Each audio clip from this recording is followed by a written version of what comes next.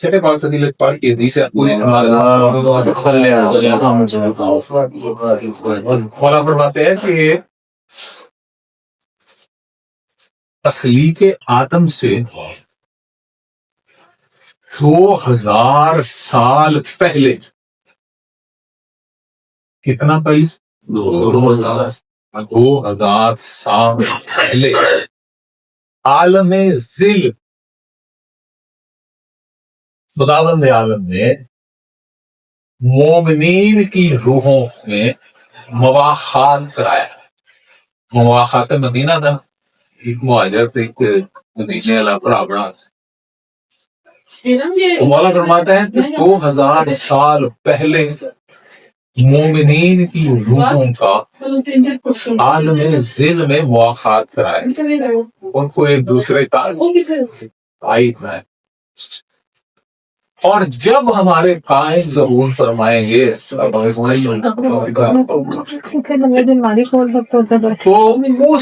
عالم ذل کی مواخات کو دنیا میں نافذ کر کے لوگوں کو بھائی بھائی بنا دیں گے، اور اس میں ایک بھائی دوسرے بھائی کی وراثت کا حصہ دار ہوگا. ٹھیک ہے، اب یہ نہیں ہوگا ایک ماں کو برا ہے نا اور پڑا ہوں گے جو عالم ذل میں بھائی بنا دی. ٹھیک ہے، اب جو عالم ذل میں بھائی بنا ہوگا وہ جب آپ کو اس دنیا میں ملے گا نا تو اس کی روح آپ کی روح کو پہچان کر اس سے آپ سے پیار کرنا شروع کر جی. آپ کو وہ اچھا لگنے لگے. اب اس میں بہت کارنر بھی ہے تسلیم بھائی کہ آپ کی روح کسی کو اچھا سمجھ رہی ہے، ٹھیک ہے، لیکن وہ ہے خبیث میں سے. آپ جتنا مرضی اس کو قریب آنے کی کوشش کریں مالک اس کو آپ کے قریب نہیں آنے دے گا. کیوں؟ مالک تو پتا کہ آپ پہچاننے میں غلطی کر رہے ہیں، آپ پہچاننے میں غلطی کر رہے ہیں، وہ خبیث ہے.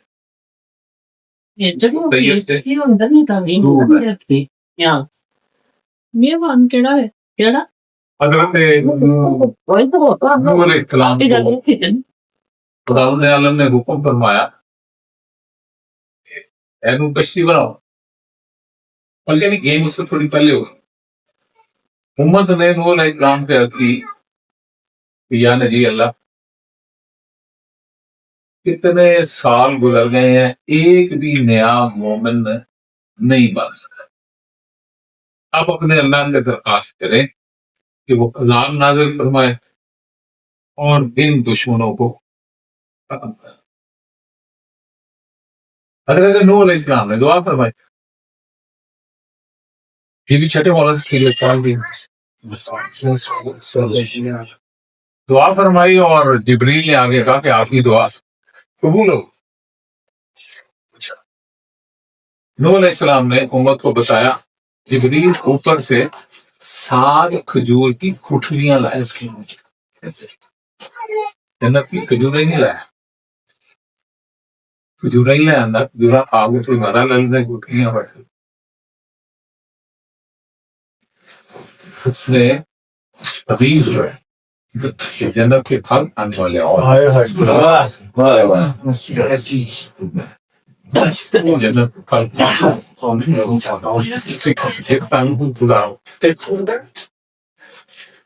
تو 7 گٹھلیاں دی گئی، یہ گٹھلیاں کاشت کرو. جب یہ درخت بنیں گے جن میں پھل لگے گا، پھل پک جائے گا تو اس وقت عذاب نہ رہتا. 7 گٹھلیاں زمین میں بو دی گئی، 7 درخت بن گئے، پھل لگ گیا، پھل پک. اب امت نے کہا ہے اپنے اللہ کے کہیں والا پھر نوح علیہ السلام نے پھر دعا کی، ایک باری جبریل پھر نازل ہوا اور حضور علیہ السلام کو بتایا کہ اللہ یہ فرما رہا ہے اے جڑیاں کھجوراں نے کھاؤ انہاں دی گھڑکاں میرے پاس جدوں وہ بوٹے بن گئے تو پھل لگے گا ادوں عذاب دیا. اللہ فرماتے ہیں کہ نوح کے ماننے والوں میں سے 1/3 نوح علیہ السلام کو جھوٹا کہہ کر چھوڑ. نوح یہ تم نے اپنی طرف سے لگا دیا تھا کہ اللہ نے کہا. اللہ کا بھی اپنے وعدہ کو توڑتا نہیں. وعدہ کیا تھا کہ وہ عذاب دے گا. اگر اللہ نے وعدہ کیا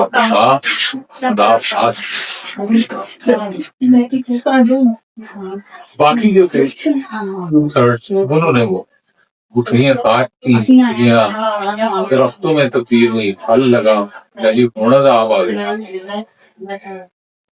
پھر تو آ گئی کہ اللہ عذاب پھر تبدیل ہو گیا ریئیکشن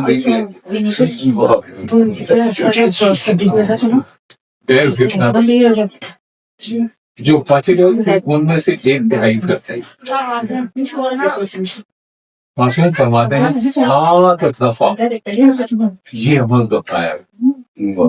7ویں دفعہ جب دعا فرمائی تو دعا میں یہ لفظ ارشاد فرمایا نوح علیہ السلام نے پروردگار بڑی مشکل سے یہ 70 پڑھی.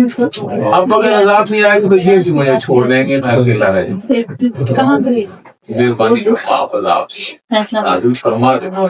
تو خداوند عالم نے فرمایا موسیٰ اگر تو ان کو قیامت تک کہتا رہے گا نا دوبارہ لگاؤ تو یہ ہے تیرے سکے جو چھوڑ دیا گیا ہے کیا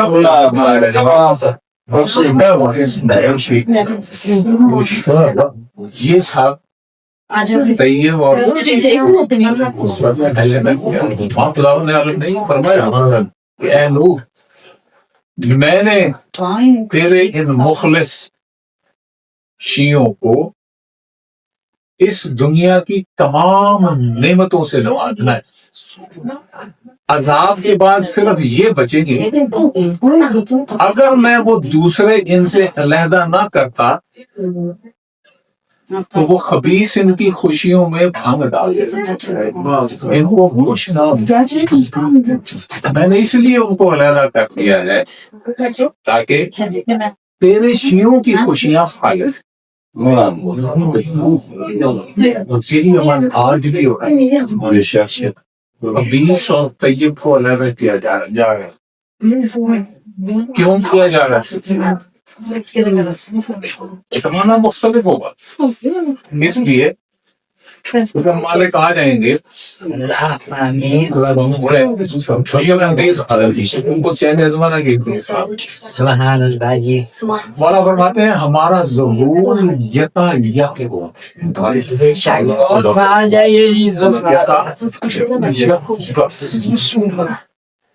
اور اس وقت کسی کو ایمان لانا کوئی فائدہ نہیں دیتا. فائدہ اسی کو ہوگا جو پہلے ایمان لا چکا ہوگا اور اس ایمان کے اوپر نیک کام کر چکا ہوگا. اللہ ایمان نہیں، ایمان کے ساتھ عمل. ٹھیک ہے، قول بھی چاہیے عمل. جو ایمان کے ساتھ نیک کام کر چکا، کسی کا کوئی بہانہ قبول نہیں کیا گیا اور سارے فیصلے میری تلوار کرے گی. اب یہ وہ زمانہ ہوگا جہاں فیصلے تلوار سے ہوتے ہیں. تو اگر نکھیڑا نہ کیا گیا خبیث اور طیب میں، ٹھیک ہے، مالک کو تو پتہ ہے کون خبیث ہے. مالک تو اس کی گردن پہ تلوار خود چلا دیں گے کہ ہم جا کے کسی کتے کی ڈیوٹی لائیں گے. چل یار ٹھیک ہے، نوکر کا نہیں ہوتے یار مالک وی آئی پی قسم کے نال نہیں بڑے باقی جڑے نے انہاں لئی میں بنانا تھا. میں قربان جا میں دندیاں وڈ وڈ کھائی مار میں نے آپ کو ایک دفعہ بتایا میں بڑے فخر سے اپنے آپ کو سمجھتا ہوں کیوں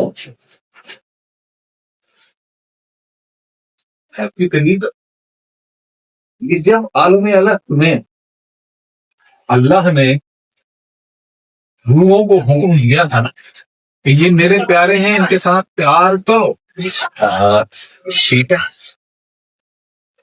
تو مختلف روحوں نے مختلف طریقوں سے مالکوں کے ساتھ پیار کیا، کچھ نے نہیں بھی کیا، ٹھیک ہے، جنہوں نے کیا انہوں نے مختلف طریقوں سے کیا۔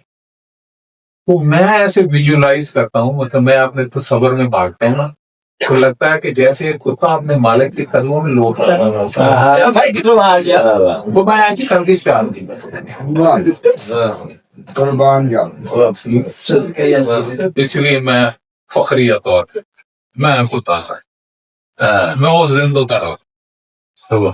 رکشا واسطے دیکھیں بہت سے لوگ جو ہیں ان کی ذہن میں ایک خفا ہوتا ہے کہنا تو پاک ہوئے گا ہوئے گا میں ایپ کرا میں ایج کرا۔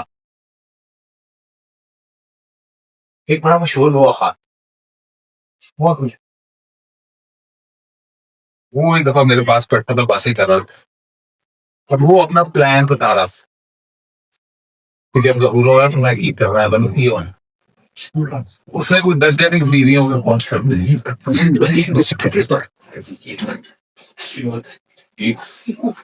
اور وہ بھی اس حدیث کی بنیاد پہ کہ خیر سے ایک محمد کا ایک ہزار بیٹا ہو،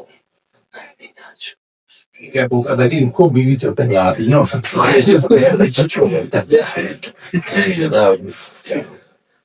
درجن اس سے ہونی چاہیے نا، تو اسٹور آتا کہ 10 لاکھ پورے ہو جائیں گے، تو کوئی اس لیے ظہور مانگ رہے ہو جبکہ شہنشاہ انبیاء صلی اللہ علیہ وسلم کی ایک حدیث سلامت ہے، مولا فرماتے ہیں ہر جنت میں حوریں نہیں ہوں، ایک جنت ایسی بھی ہوگی جس میں نہ کوئی حور ہوگی، نہ کوئی شہد کا دریا، نہ کوئی دودھ کا دریا، نہ کوئی ٹھنڈے پانی کا دریا، ایسی کوئی چیز نہیں ہے۔ تو سامنے بیٹھے ہوئے پریشان ہوئے پریشان ہوئے کہتے ہیں یا رسول اللہ وہ کہتی خشک جنت کے نال ان جنتیوں کو پھر کیا ملے گا؟ وہ شہنشاہ انبیاء صلی اللہ علیہ وسلم فرماتے ہیں کہ اس جنت میں لوگوں کو خوش ہونے کے لیے ان کے اللہ کا دیدار سبحان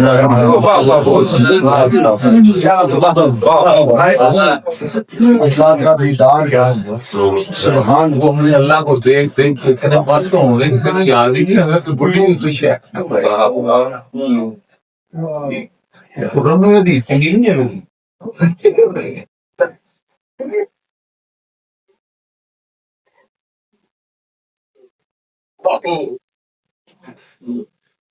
وہ کیا تدیر ہوئی نا واٹس ایپ پہ نا ہو گیا کوئی شدہ آتا ہے میں باس میں گیا میں گیا چاچو تو کیا لگا میں پریشان ہو رہا وہ مطلب میرے تو چھٹی نہیں جگہ پاپا جانے دے بچا جانے میں کہا بھائی اس کام لے پاپا خاصر شہری ہے اوپر کیا ہے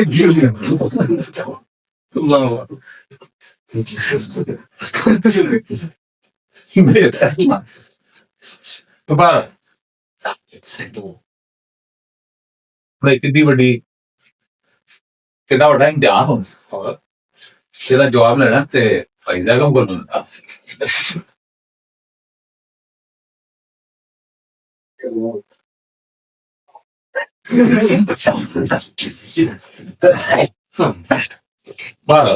بات ہونے کی چھوٹے کھڑے کو اللہ کا دہیے ورث 20 کو میں نے آپ کو کبھی کچھ دن پہلے 5ویں بات تھی عرفان کی حدیث میں میرے شہنشاہ فرماتے ہیں کہ تم کو گیہوں کی طرح چھانا دے. ٹھیک ہے. اب جو اس شعبے سے تعلق رکھتے ہیں، جو گندم رکھتے ہیں، ٹھیک ہے، وہ اس بات کو سمجھیں گے. تو اکثر گیہوں کے شعبے جب آپ اسے دیکھتے ہیں تو دانا پورا ہوتا ہے، لیکن جب اس کو ذرا سا دبا کے دیکھتے ہیں پھر یہ چوکھا ہوتا ہے. جیسے میں دسالے جڑے ہیں نا وہ کھوکھے ہو جاتے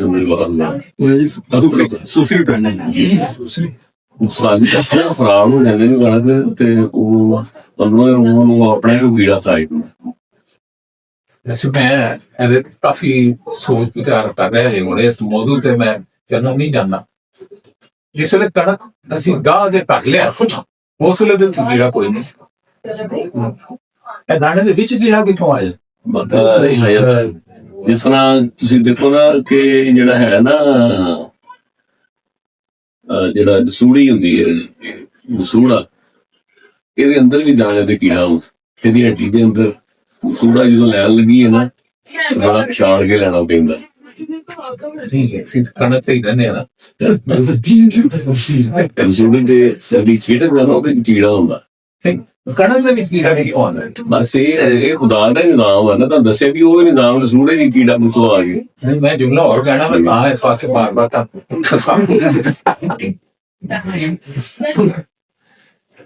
رسولہ جی کے بابا جیسی کیڑا دیکھیں اس طرح دیکھنے میں سارے انسان ایک جیسے، لیکن ہر کسی کے اندر جو روح ہے وہ مختلف. ٹھیک ہے، اسی طرح ہر دانہ جو ہے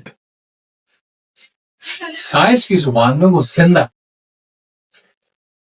اور اس کی زندگی کا سامان اس کے اندر موجود ہے. اب نہیں معلوم کہ اس کے اندر جو زندگی ہے، ایک گندم کے دانے کے اندر جو زندگی ہے وہ طیب ہے کہ خبیث ہے. جس دانے میں خبیث ہوگی وہ کھایا جائے گا. اور کسی کی طرف میرے مولانا نے ارشاد فرمایا کہ گندم کو اس وقت تک چھانتے جائیں گے جب تک اس میں سے سارے گندے دانے علیحدہ نہ ہو جائے. آخر میں جو بچیں گے ان کو کبھی کیڑا نہیں پتا نہیں. سکلین شاہ جی دس سکتے ہیں کہ تجربہ کبھی کیتا نہیں کیتا زمیندار بندے نے، لیکن یہ حقیقت ہے کہ دانے میں بھی خبیث اور طیب ہے، کیوں اس میں بھی زندگی ہے نا. ٹھیک ہے، تو زندگی جہاں بھی ہے اس میں کچھ خبیث ہے کچھ طیب ہے. اب یہاں سے فلسفہ اور سمجھے. اللہ شاہ جی کوئی چیزاں حلال نہیں، کوئی حرام نہیں. حرام بھی اللہ نے پیدا کی، حلال بھی اللہ نے پیدا کی. اور سمندر دریاواں میں تیرن والی مچھلیاں جہاں تے چانا ہے وہ حلال ہے، جہاں تے چانا نہیں ہے وہ حرام ہے. رہندی وہ بھی سمندر رہندی، یہ بھی دریا ایک حلال ہو گئی ایک حرام ہو. کیوں؟ اس لیے کہ جس کے اوپر چانا ہے، سکیلز ہے، ٹھیک ہے، وہ طیب ہے. جس پہ نہیں ہے وہ خبیث ہے. بنانے والے نے مجھے بتا دیا کہ اے طیب ہی کھا لے، اے خبیث ہی نہ کھائے. ٹھیک ہے، اس نے بتا دیا. اب یہ میرے اوپر منحصر ہے کہ میں طیب کے ساتھ جاتا ہوں کہ خبیث کے ساتھ جاتا. اگر میں طیب کے ساتھ جاؤں گا تو اس کا مطلب یہ ہے کہ میں نے اپنے مالکوں کا حکم مانا. جب میں نے مالکوں کا حکم مانا تو مطلب یہ ہے کہ ادھر ایک سوال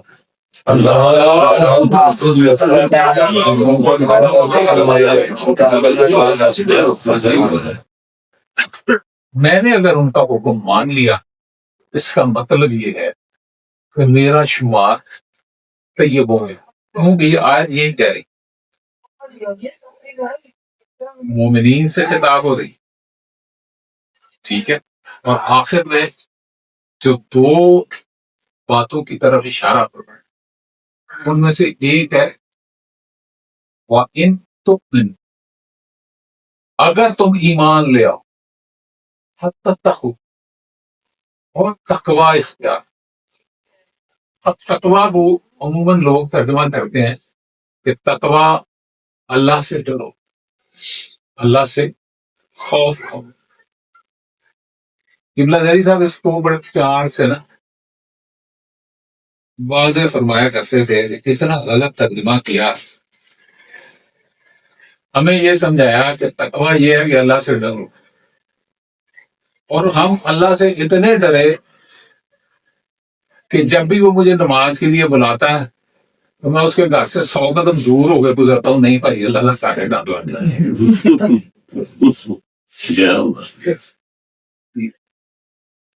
حالانکہ اللہ سے نہیں ڈر، اللہ پیار کرنے لگے، ڈرنا اس بات سے ہے کہ وہ مجھ سے ناراض ہے، میں خبیثوں میں شامل نہ ہو جائے، اس سے ڈر تو یہ وہ میں شمار ہوں۔ بہرحال اس بحث کو انشاءاللہ اگلی نشست میں چلائیں گے۔ اب اکثر بحث شروع ہوتی ہے کہ عقیدہ عقیدہ عقیدہ، میں آپ سے آج یہ سمجھائیں یہ لفظ عقیدہ ہے کہ اس کا مطلب بحث ہوتی ہے عقیدہ چنگا ہے عقیدہ پر۔ جی بسم اللہ۔ عقیدہ عقد سے نکلا جس کے معنی گرا لگائی ہوئی چیز، اٹل نظریہ۔ بہت عقد سے نکلا، عقد کا مطلب ہوتا ہے باندھ ہے، گرا لگا ہے، ٹھیک ہے۔ عقیدہ یہ ہے کہ آپ نے کس کے ساتھ گرا باندھی ہے، یہ میری صاحب کا ایک بڑا پیارا کال ہے، وہ فرماتا ہے کسی انسان کے لیے محال ہے کہ وہ اپنا عقیدہ خود بنائے، نہیں بتا، یہ دیکھنے والے بتائیں گے کہ اس کا عقیدہ کیا، کیوں؟ جو اس کا عقیدہ ہے وہی اس کا عمل ہے، وہ اپنے عمل سے پہچانا جائے گا اس کا عقیدہ کیا، ٹھیک ہے، اور عمل دیکھنے والے ہی نوٹ کریں گے، ٹھیک ہے۔ بندہ آپ کو تو نہیں بتائے کہ میرا ایمان کیا، آپ نوٹ کرتے جائیں، جو اس کا عمل ہوگا وہی حقیقت ہے اس کی عقیدہ، ٹھیک ہے۔ اس حدیث کے راوی خود شہنشاہ انبیاء ہیں، اور مولا میرے کائنات نے وہ حدیث روایت کتاب سلیم بن قیس، اس میں یہ حدیث موجود ہے۔ خلاصہ سناتا ہوں، ساری حدیث کافی مجھے یاد بھی نہیں، ساری یاد نہیں۔ مولا فرماتے ہیں کہ 73 میں سے ایک فرقہ جنت میں جائے گا، بالکل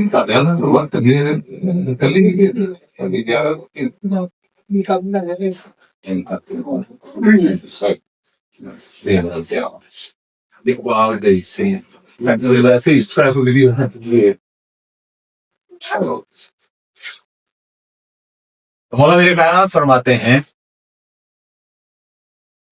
کہ امت کے 73 فرقے ہوں گے، ان میں سے ایک جنت میں جائے گا، 72 میں نے کہا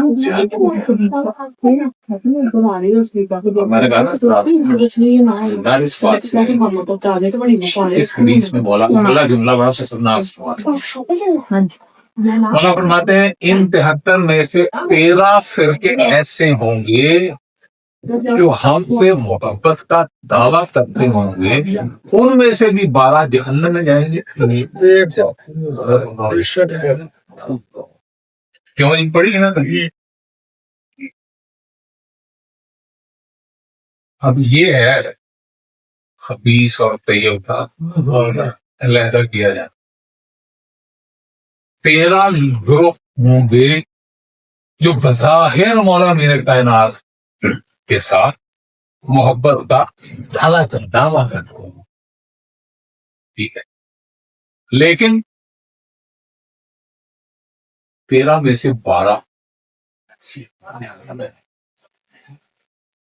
ٹھیک ہے۔ اب اصلی بھائی نے پاپولر چھاپا کچھ 26 صفحوں تعلق چوری کو دیں گے۔ ہاں بحث سے بڑی تحقیق ہے، اس میں انہوں نے یہی چیز ثابت کی کہ جو ولی اللہ کے ساتھ دوستی نہیں رکھتا، علی ولی اللہ کو اپنے ایمان کا عقیدے کا لازمی حصہ نہیں بناتا۔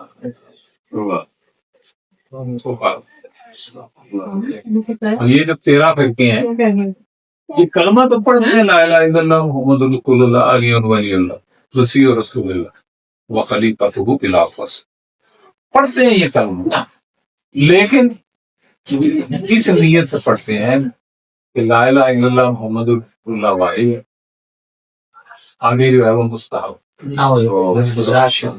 پڑھ لو ٹھیک ہے، نہ پڑھو بھی ٹھیک ہے، ٹھیک ہے۔ پھر اللہ یہ آگے سے یہی کہتا ہے اچھا تم مجھ میں نہیں چل سیدھا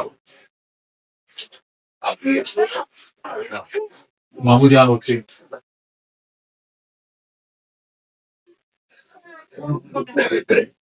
امو کو بھابیا تو گدی آیا نا انہوں دی اماں آ گئی ہے ٹھیک۔ اب اس حدیث کا اگلا حصہ وہ مولوی آپ کو کبھی نہیں سنا،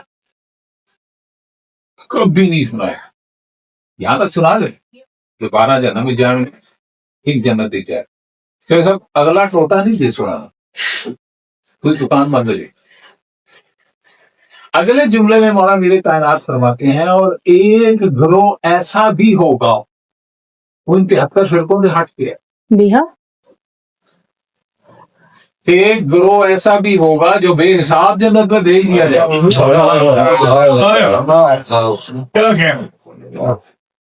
بڑا سوچا اس میں سے آیت کرنی ہو، سوچو سوچ بچار غور فکر کرنی ہو تو دائرے کو قرآن اور حدیث سے باہر کیا۔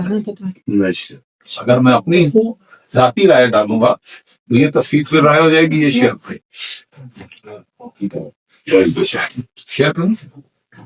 مشرے باقی سونے دسو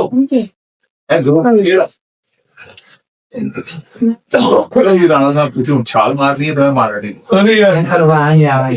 پہلے باہر کرو آرام نہ بیٹھ جی بسم اللہ کا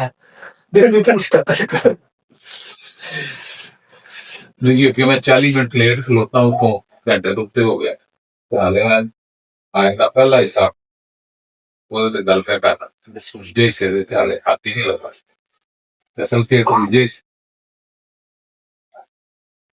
چلے یہ آپ کی بات کر کے دوسرے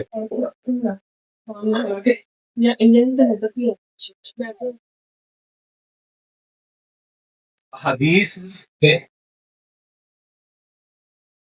تو آپ کو سینکڑوں احادیث ایسی ملتی ہے،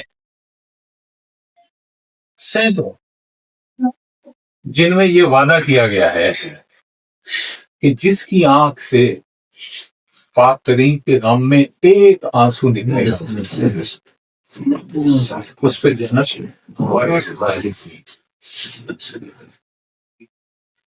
ایک اب وہ گروپ دیکھیں کہ جس کی آنکھ سے کریم کربلا کے خام میں آنسو نکل،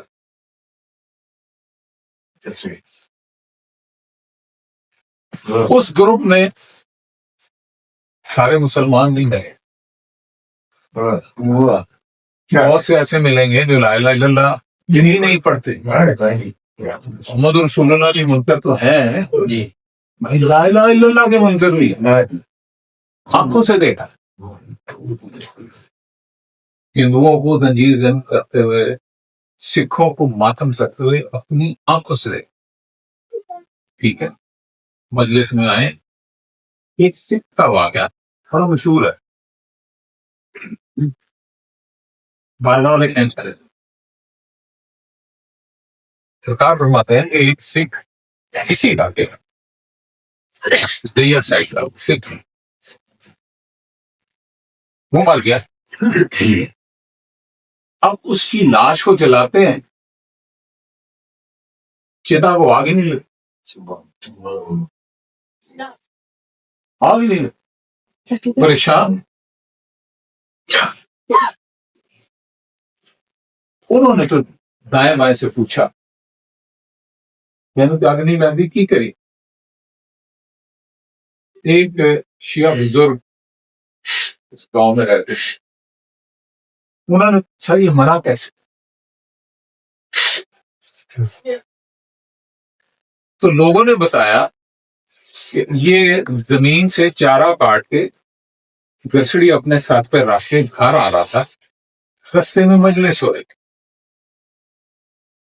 جس وقت یہ مجلس کے پاس سے گزرا، قریب سے گزرا، اس وقت ذاکر یہ جملے ادا کر رہا تھا کہ مولا کریم کربلا علیہ الصلوۃ والسلام نے اپنے پاک معصوم کو اپنی گود میں اٹھایا اور پھر بوند پانی کا سوال،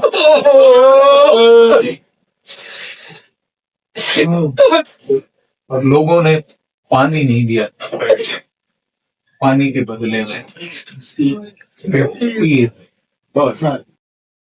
جب یہ سنا تو اس سکھ نے وہ گٹھڑی اٹھا کے زمین پہ پھینکی اور اونچی آواز سے کہتا جا اے چٹا، اور تیرا کی فائدہ ہے؟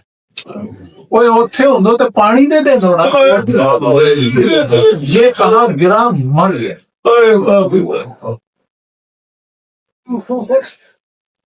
وہ آگ میں جلا رہے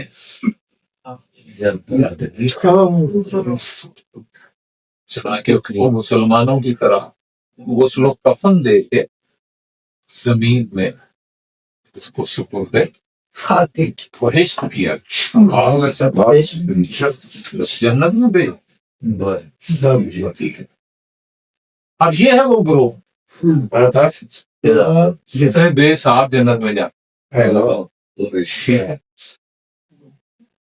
اب الحمدللہ اس محفل میں بیٹھنے والے سارے کریم کربلا کے غام میں آنسو بہانے والے انشاءاللہ، لیکن ایک احتیاط کیجیے گا، ایک احتیاط کیجیے گا،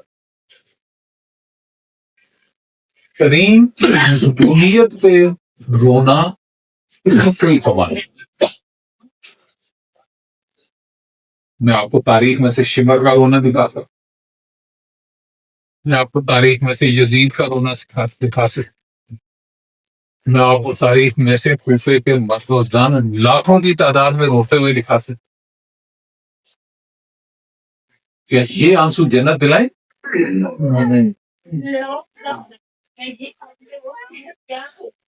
اور جنت کے لیے اس کا آنسو چاہیے کہ جو واقعہ یہاں سے اس پاک خاندان سے سچا پیار، تجارت نہیں کرے، پکا پیار کوئی، اور یہ پکے پیار والے آنسو جو ہے یہ نکلتے ہی تنہائی میں آئے۔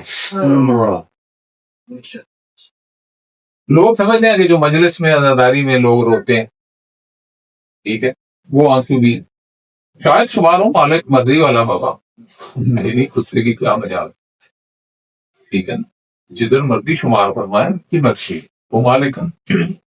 لیکن میں نے یہی دیکھا، جو آپ میں سے جو مجھے جانتے ہیں میں کتنی بڑی بڑی مجالس کرا کر تحریرات کے پروگرام، پتنی بھائی شریف کے پروگرام، ٹھیک ہے، بڑا لوگ دیا کرتے تھے، بڑا مزے کرتے تھے، واہ بھائی واہ ملک اعظم ایسا باردا سارا تو بڑا دادا ڈپٹی کمشنر کے سامنے کسی نے یہ کہا، ٹھیک ہے، وہاں سے یہ بات میرے تک پہنچی، میں کہا میرا تو بڑا درد دیتا ہی، میں اس لیے تو زداری نہیں کرا، لیکن میں ایمانداری سے کہہ رہا ہوں، آنسو وہ نہیں ہے جو مجلس سے گزرا، یہ ہے رات اپنا تخیل، اپنا تصور ہے، آنسو وہ ہے جو میں تنہائی میں بیٹھ کے جب مولا کو یاد کروں اور میری آنکھ سے نکلے، کیوں اس وقت میں ہوں اور میرا شہر، اس وقت میرے سامنے یہ نہیں ہوتا کہ لوگ میں دیکھ رہے ہیں رو رہے ہیں، ٹھیک ہے، یا اچھی اچھی تو وہ پکڑے گئے نا ٹیٹے کہنے ہاں جی بیٹے جن کا کام ہی ہے لوگوں کو بولتے اکسانا، تو اس طرح کے آنکھوں جو ہے وہ میری دل میں نہیں آنا۔ ایک آنسو کی کہانی میں نے آپ کو سنائی آج کل سنا، میدان حشر میں ایک شخص کے اعمال کا وزن کیا جا رہا تھا، پوری گتی سے معصوم سنا رہا ہوں، مولا فرماتے ہیں کہ اس کے اعمال میں ایک بھی نیکی نہیں، ایک بھی نیکی نہیں۔ اب جو فرشتے اعمال کا وزن کرنے والے، یہ میزان ابھی میں نے آپ کو سمجھایا دیں گے میزان کے دادا سے نہیں سنا سیڑھی کو 10 سال پہلے کسی کو بے شک پہنچ جاؤ لگے وہ 2 مہینے پہلے فرشتوں نے میزان پہ تولا ہوئے رجسٹر صاف، رزلٹ 0، فرشتے ہوتے ہیں جہنم میں لیتے ہیں، پیچھے سے آواز خداوند عالم آئے گی رک جاؤ اس کے ساتھ تھوڑا حساب۔ مولا فرماتے ہیں جن فرشتوں نے عرش کو اٹھایا ہوگا، حاملان عرش ہاں ہے وہ، ان میں سے ایک فرشتے کو خداوند عالم حکم فرمائے گا کہ جاؤ میرے خزانے میں ایک موتی پڑا ہوا ہے، وہ اس کی امانت، وہ موتی اسے دے دو۔ وہ فرشتہ جائے گا خزانہ خداوند عالم سے ایک موتی لائے گا اور اس کے ہاتھ سے رکھ دے گا، اب وہ موتی کو دیکھ رہا ہے، فرشتے کو دیکھ رہا ہے، پھر موتی کو دیکھ رہا ہے، پھر فرشتے کو دیکھ رہا ہے کہ تو فرشتہ بتائے گا کہ خداوند عالم کے خزانے میں یہ تیری امانت پڑی ہوئی ہے، تو وہ کہے گا کہ میں تو اللہ کو امانت دیتی ہی کوئی، میں تو اللہ کو کوئی امانت نہیں رکھا ہے کہ خداوند عالم کو بتایا کہ دراصل یہ وہ آنسو ہے جو تو نے کریم کربلا کے غم میں بہایا۔ کہا بھائی اگلا جملہ پڑھا، وہاں فرماتے ہیں خداوند عالم فرمائے گا تو اس آنسو کو میں نے اپنے صدف رحمت میں رکھ کے پالا ہے، تو میری رحمت کے صدف میں وہ آنسو ہی مٹھی میں، اور وہ موتی اتنا چمکدار ہوگا کہ جس وقت وہ میدان حشر میں لایا جائے گا تو حشر کی روشنی پہ موتی کی روشنی غالب آ جائے گی۔ ایسے ہی ہے جیسے اس وقت یہاں روشنی ہے، بہت سی لائٹیں لگی ہیں، لیکن ایک ہم بہت بڑا پاورفل بلب اور درمیان میں لا کے چلا دیں یہ ساری روشنیاں مانگ پڑ جائیں گی، اس بڑے بلب کی روشنی جو ہے وہ غالب آ جائے گی۔ اسی طرح اس موتی کی روشنی میدان حشر کی روشنی کو پالے گا.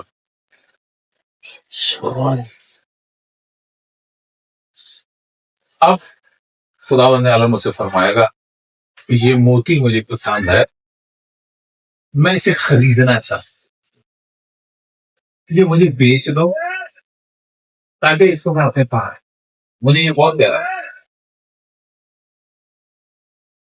یہ موتی کیا ہے؟ دن ایک آنکھ اور آنسو بھی اس کا جس کے نام ہمارے میں ایک نہیں کی بھی نہیں، چٹا خالی رجسٹر.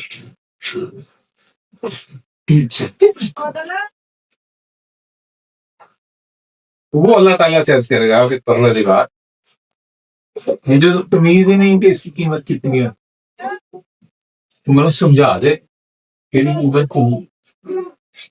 تو خداوند عالم فرمائے گا اپنے باپ آدم کے پاس گیا، اسے خیر تجھے بتایا اس موتی کی قیمت کیا ہے.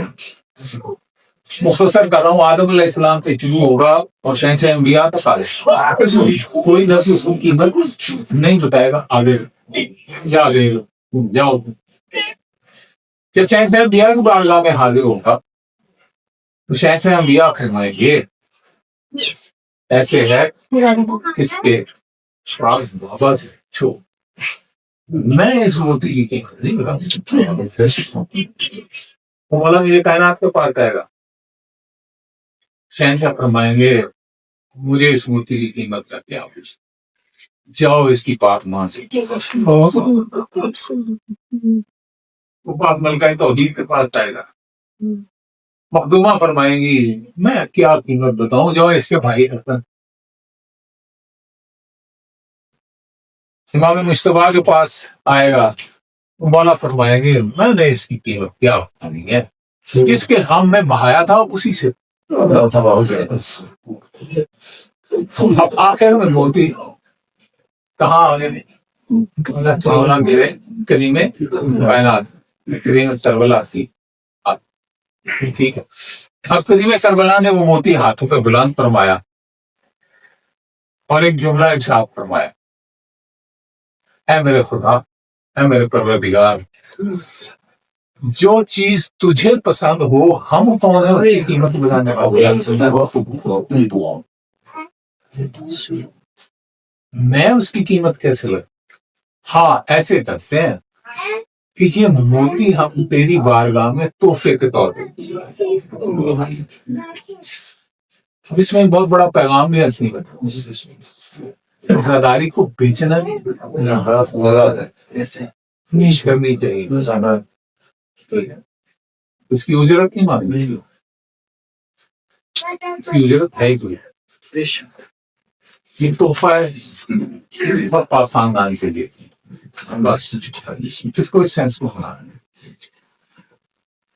مجھے فرما کے کہ پروردگار ہم تو یہ موتی تیری بارگاہ میں تحفے کے طور پہ پیش کرتے ہیں، اور میں تجھے تیری بارگاہ میں اس کے لیے سفارش رکھتا ہوں کہ جنت میں میرے محل کی دیوار کے ساتھ اس کو بھی ایک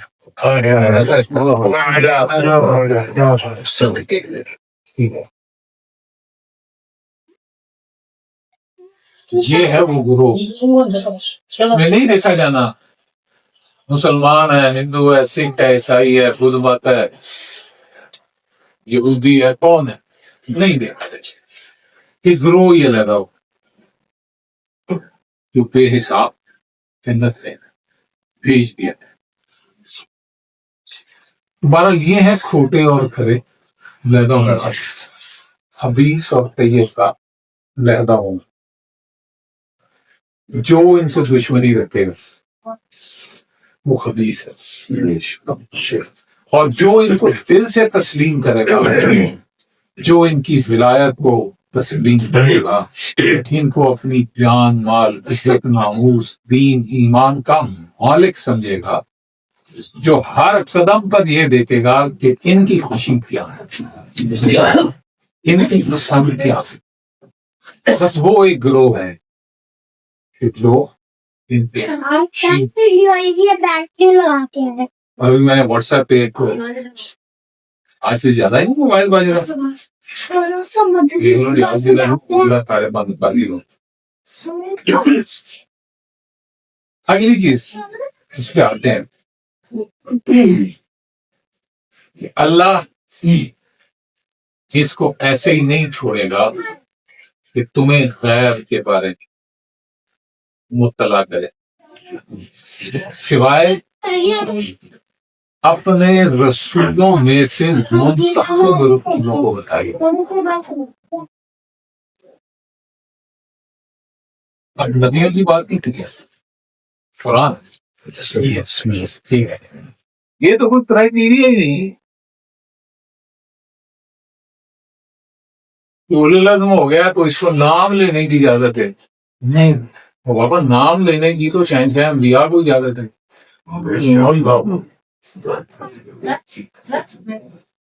یہ جو اس میں پاک حدیث میں دیکھ ہیں،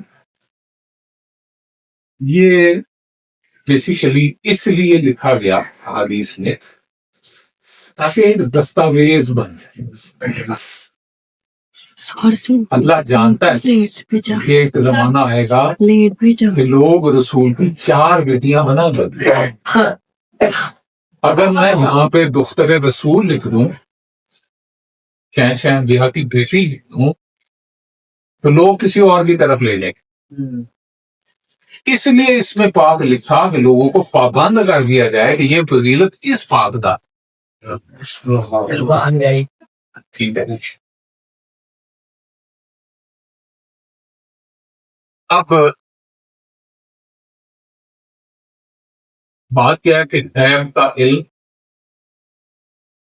منتخب لوگوں کو، منتخب رسولوں کو دیا جائے گا.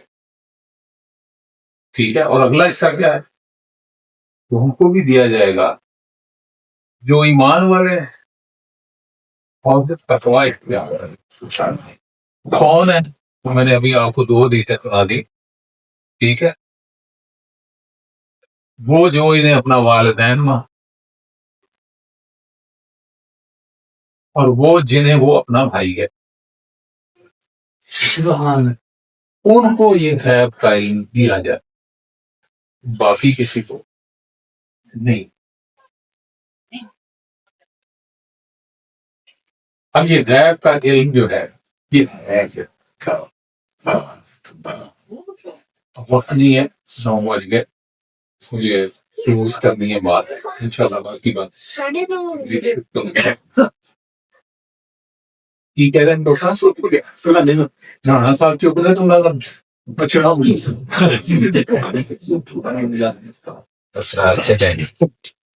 جینیٹک.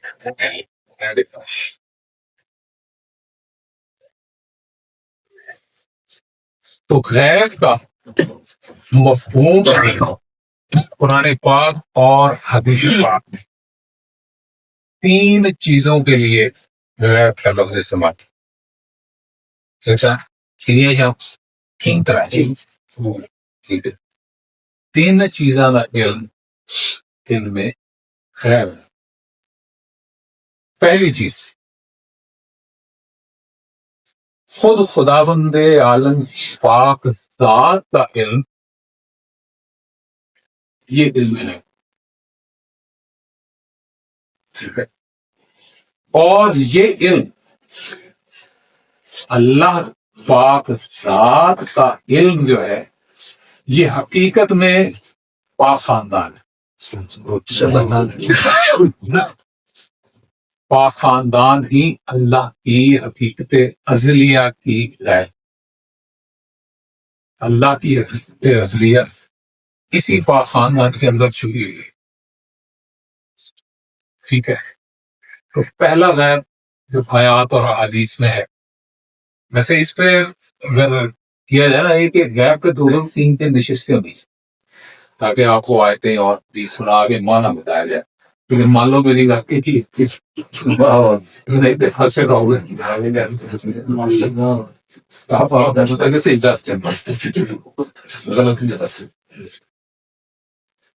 اور اس کے لیے قرآن پاک کی حکایت بھی ہے نا کہ فلا یظہر الغیب احدا، میں کسی ایک نو بھی یہ غیب نہیں دسیا. اس پاک خاندان کی حقیقت ازلیہ کیا ہے؟ بتایا ہی نہیں کسی نے۔ آیت میں تو بتایا رسولوں کو دے دیا، مومنوں کو دے دیا، لیکن یہ جو غیب ہے، یہ کسی کو نہیں۔ یہ جو اللہ کی حقیقت ازلیہ ہے، یہ وہ غیب ہے جو کسی کو بتایا ہی نہیں۔ دوسرا غیب دوسرا قرآن پاک میں غیب اور شہنشاہ زمانہ کے لیے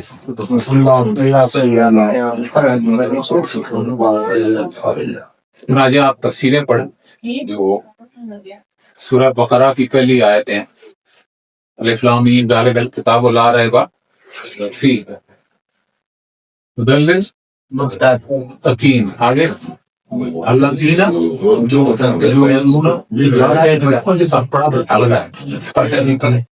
الذین یؤمنون بالغیب ویقیمون الصلاۃ ویؤتون الزکاۃ ومما رزقناہم۔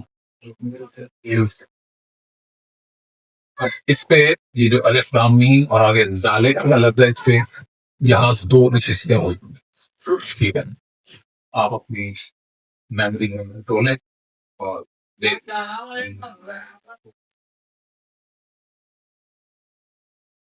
تو جو لوری ہیں وہ میرے طرف گھور گھور کے دیکھ رہے ہیں کہ دیکھیں ایک چھوٹی سی ٹپ دے دیتا ہوں، باقی پتا اصل بھائی سے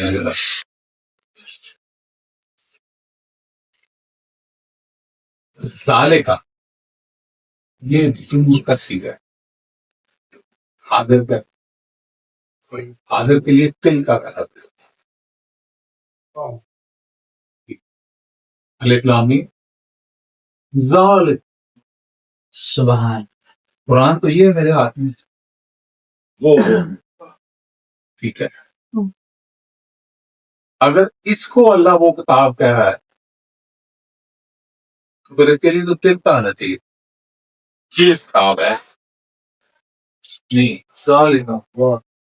یہ ذالکا کا اشارہ کس کی طرف؟ الف لام میم ہے۔ یہ الف لام میم وہ کتاب ہے جو لا رہے گا اور جو متقیوں کے لیے ہدایت۔ ایک بڑا آجزانہ تھا، 80 گناہگار کو ہیں ادھر، آج بھی کوئی سوال کر سکتے ہیں تو پروردگار ہدایت بھی لوڑ کے گناہگاراں ہوئی وہ کیا متقی ہیں، وہ ہدایت دیا گا جڑے پہلے ہی متقی ہیں۔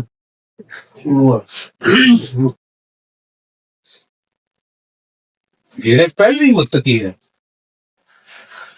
یعنی قرآن کو ہدایت لینی ہے، پہلے متقی بن پھر میں ہدایت ہوا گناہگار جی کو۔ اس کے کوئی تفصیلی بحث بھی ہو سکتی ہے، بس آپ کے لیے نقطہ چھوڑ دیا لب لوگ کیوں، ٹھیک ہے؟ تمام تفسیریں اس بات پر متفق ہیں کہ یہاں جو یؤمنون بالغیب، اس غیب سے مراد ہے بے شک قرآن ہدایت دے گا ہی اس کو جو شہن ہے زمانہ کے ایمان، ٹھیک ہے؟ جو شہنشاہ زمانہ پہ ایمان ہی نہیں رکھتا، یہ قرآن اس کے لیے ہدایت کا دروازہ بند، ٹھیک ہے؟ تو یہ دوسری قسم ہوگی غیب کی۔ تیسری قسم، بڑے بھائی سوال لینا جی، اس تیسری قسم قرآن پاک میں غیب کے لیے جو بیان فرمائی گئی، احادیث میں بیان فرمائی گئی، وہ کس پاک خاندان کی مقدرات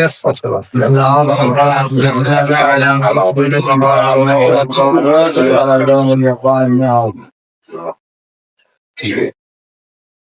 اس پاک خاندان کی پاک مقدرات عصمت وہ تیسرا غیب ہے جس کے بارے میں کسی کو کچھ نہیں بتایا۔ اب بات کو سن لیتا ہوں، ٹھیک ہے، ایک دو ہاٹ پوائنٹس وہ دے دیتا ہوں.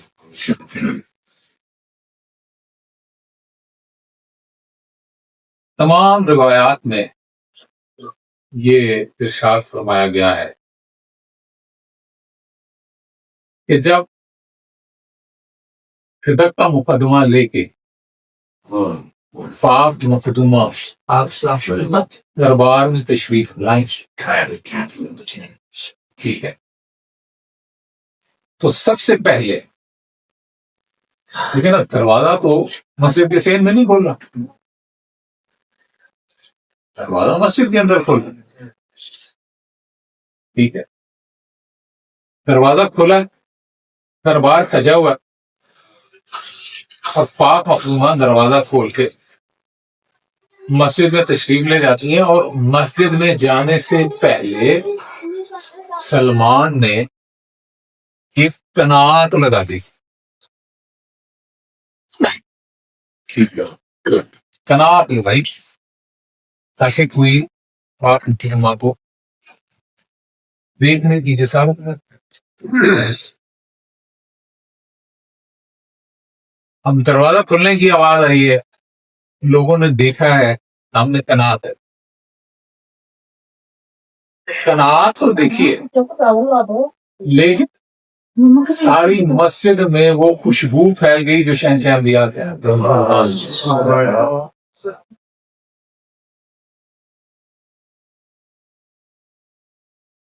تو اب یہ جتنے غیر ہیں تو اپنی خوشبو نہیں سمجھتے، اپنے بابا کی خوشبو.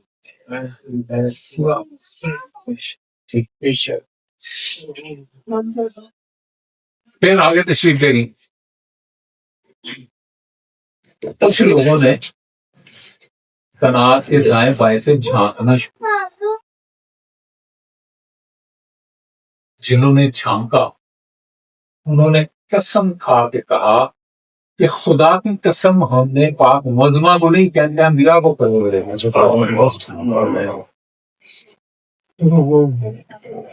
جی پہلے حواس خمسہ میں سے ناک نے پہچانا، کیا پہچانا؟ جنہوں نے جھانکنے کی کوشش کی ان کی آنکھوں نے دیکھا، کیا پہچانا؟ شہنشاہ انبیاء کا. پھر مخدومہ نے خطبہ ارشاد فرمایا، آواز آئی، اب کانوں نے سنا، ٹھیک ہے، کانوں نے کیا پہچانا؟ شہنشاہ انبیاء کی آواز. یہ ہے اللہ کا وہ غیر،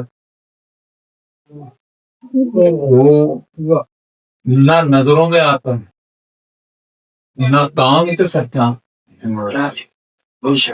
نہ خوشبو والی ناک، کیوں؟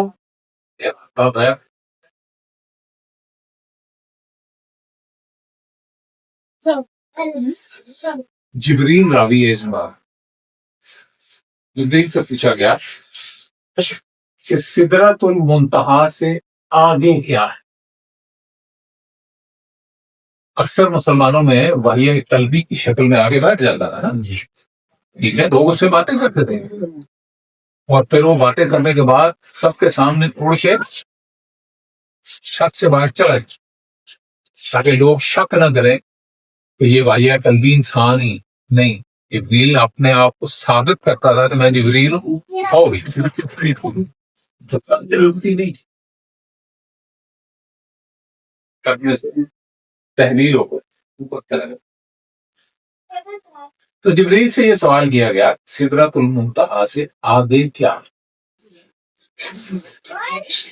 وہ کیا ایسی چیز ہے کہ اگر تم ایک قدم بھی سدرہ سے آگے جاؤ تو جل کے راکھ ہو. اب جبریل یہ بتاتا ہے کہ سدرۃ المنتہا سے آگے 70,000 حجابات قہریہ،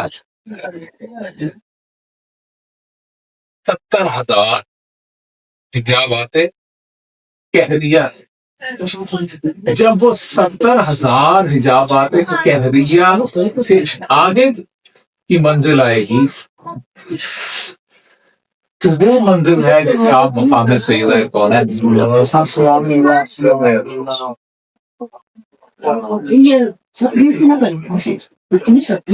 تو جو اللہ کے 70,000 حجابات قہریہ اور جبریہ کے پیچھے ہے وہ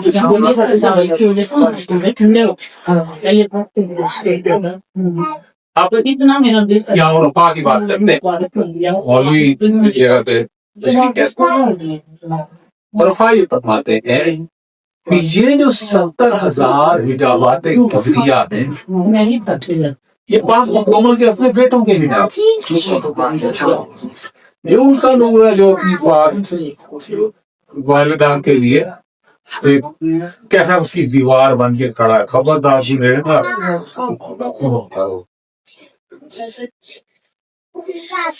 ہم نے آپ سے آخر میں دو باتیں اور پہلی بات یہ کہتا ہوں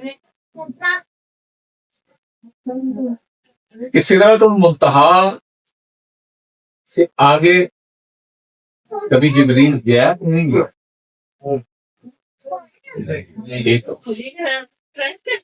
میں نے پوچھا کہ جبریل یہ جو تو وہی لے کے آتا ہے یہ کہاں سے لاتا؟ اس نے اس کی کہ میں سدرہ پہ کھڑا ہو جاتا ہوں پردے کے پیچھے سے مجھے آواز آتی ہے میں وہی لیتا ہوں آپ تک پہنچا دیتا. حضور نے پوچھا جبریل کبھی پردہ ہٹا کے دیکھا؟ اچھا جی نہیں کہا جی کوئی نہیں پردے نو ہاتھ لایا تھے ساڑھے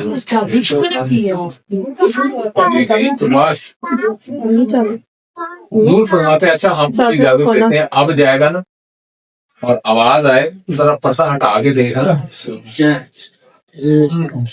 اجازت دے گی. اب جبریل یا پردہ ہٹایا دیکھا تو آگے شہنشاہ انبیاء خود بیٹھے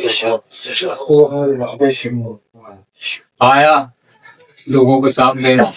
شہنشاہ نے پوچھا ہاں بھائی پردہ ہٹا کے دیکھیا سی؟ ہاتھ جوڑ کے اندر سے تیز ہوا ہٹایا سی. آپ پوچھتے ہیں کی نظر آئے؟ ہاتھ جوڑ کے کہتا سونا تسی آپ ہی بیٹھ گیا. ہم یہ بھی حساب نہیں تو خود ہی وہاں پہ وہی دے رہے خود ہی یہاں پہ وہی وصول کر رہے. حجاب کس کے لیے؟ یہ جو سامنے بیٹھ کے وہ سمجھ رہے ہیں جبریل آیا کہیں تائی اور اب یہاں پہ تھوڑا ڈیگریڈ کر دیا گیا کہ جبریل کو اتنا بڑا بنا دیا وہ آیا نہیں وہ کہنا پڑھ وہ میں نہیں پڑھ سکتا. یہ وہ نے آپریشن کیتا سب کر دیتا پھر دنوں اندر گیا ٹھیک ہے اوپن ہارٹ سرجری جو نا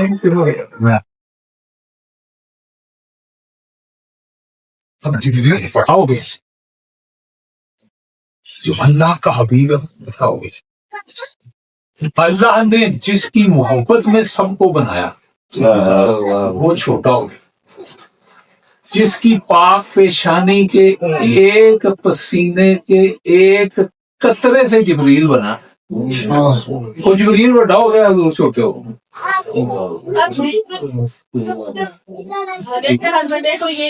یہ عقلوں کے ایجاد یہ ہے وہ اللہ کا غیب.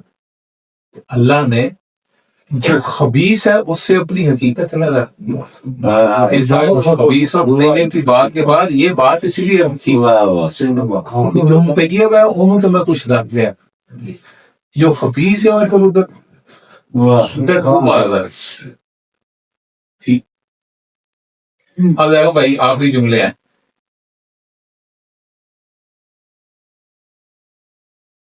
جبریل ایک دفعہ نازل ہوا وہی لے گئے شہنشاہ انبیاء اپنی پاک شہزادی کے گھر دروازے کے سامنے پردہ لگا ہوا. اب جبریل پردے کے باہر ہاتھ باندھ کے کھڑا اجازت مانگ رہا یا رسول اللہ اجازت ہے آ جا.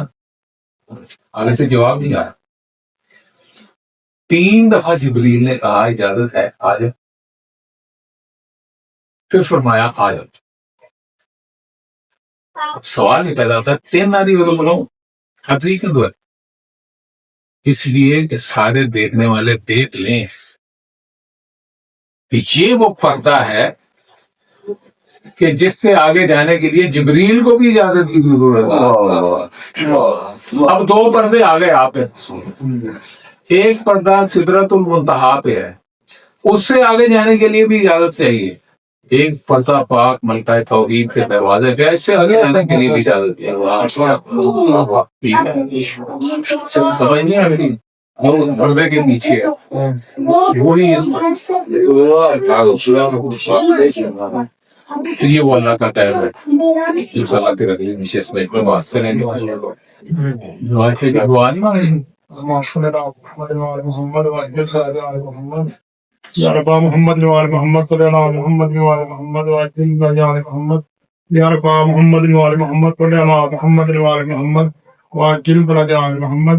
اللهم كن وليك الحجة ابن الحسن صلواتك عليه وعلى آبائه في هذه الساعة وفي كل ساعة من ساعة الليل والنهار وليا وحافظا وقائدا وناصرا ودليلا وعينا حتى تسكنه أرضك طوعا وتمتعه فيها طويلا. یا رب محمد وعلى محمد صلی اللہ محمد وعلى محمد وعجل فرجا محمد. یا رب محمد وعلى محمد صلی اللہ محمد وعلى محمد وعجل فرجا محمد. یا رب محمد وعلى محمد صلی اللہ محمد وعلى محمد وعجل فرجا.